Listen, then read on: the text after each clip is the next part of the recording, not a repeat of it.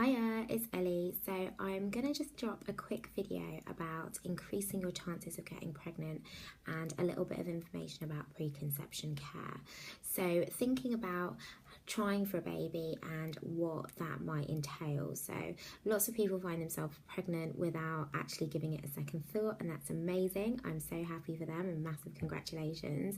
But there are others out there that are planning and thinking about when to have a baby, what time is right for them, and how they can begin on that journey. So I just wanted to talk a little bit about having a healthy lifestyle and how this can improve your chances. So around 80% of couples who are trying for a baby and not using contraception will get pregnant within the first year of trying.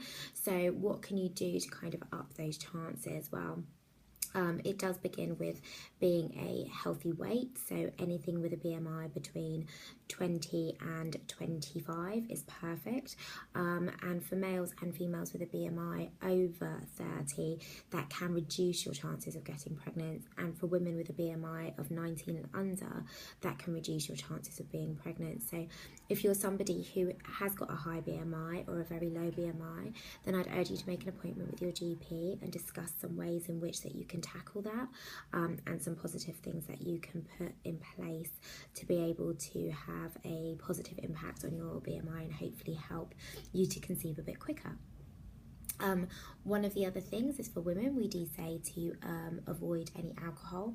Now that's because we know that the safest way to keep a pregnancy safe is to not consume any alcohol at all.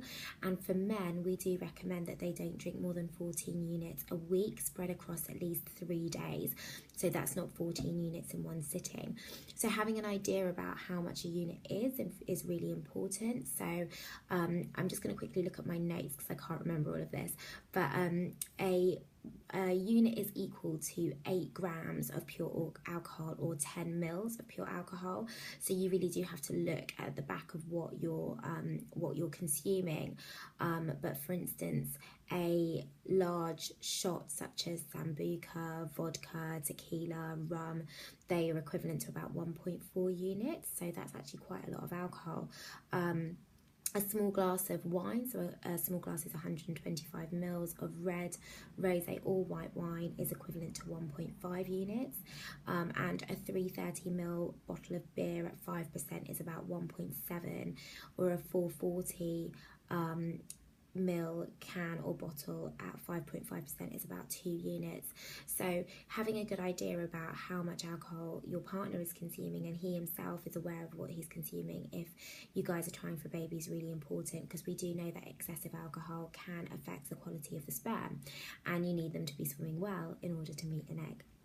So the other thing is thinking about smoking. There is no clear link that says that smoking affects fertility, but we do know that smoking and passive smoking is dangerous for mums and growing babies. So actually, if you can stop smoking or reduce your amount of smoking in the preconception period, you're actually setting yourself up fantastically for pregnancy and your postnatal period as well.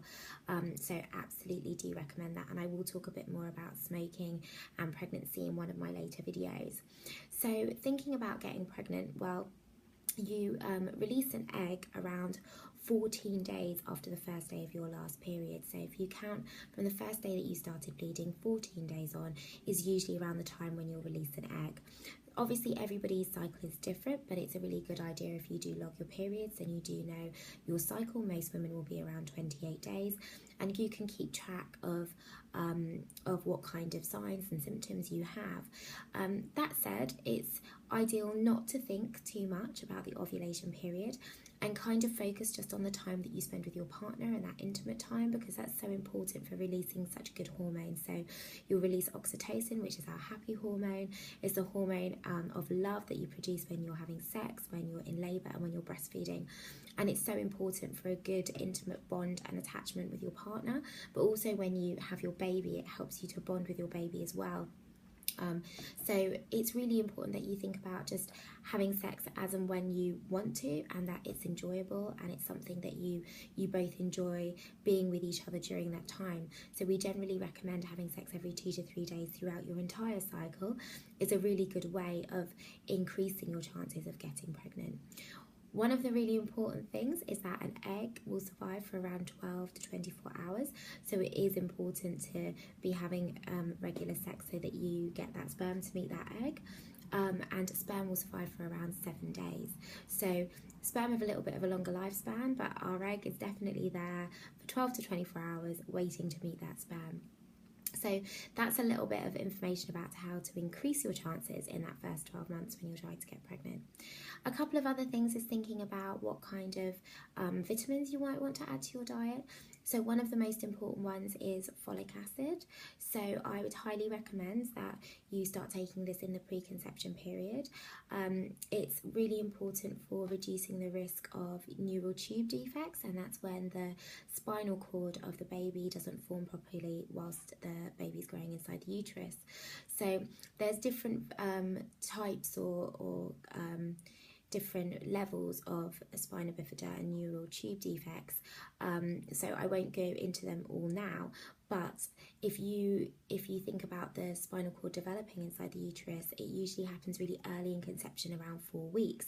So if you can start taking your folic acid in the preconception period, then you'll definitely know that you're covered for reducing that risk when you get pregnant, and up to 12 weeks of pregnancy is the recommended length of time to take it. The recommended dose is 400 micrograms, and that's for all women. If you're a woman who has a long-term condition such as diabetes or epilepsy, it's worth taking a trip to your GP, explaining that you're trying for a baby, and the GP will consider giving you a higher dose such as 5 milligrams of folic acid.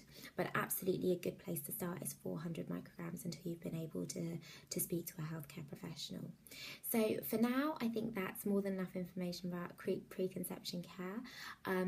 Just a little bit to get you started, and let's hope that there'll be some babies in the next couple of months. Thanks so much, and I can't wait to see you for my next video.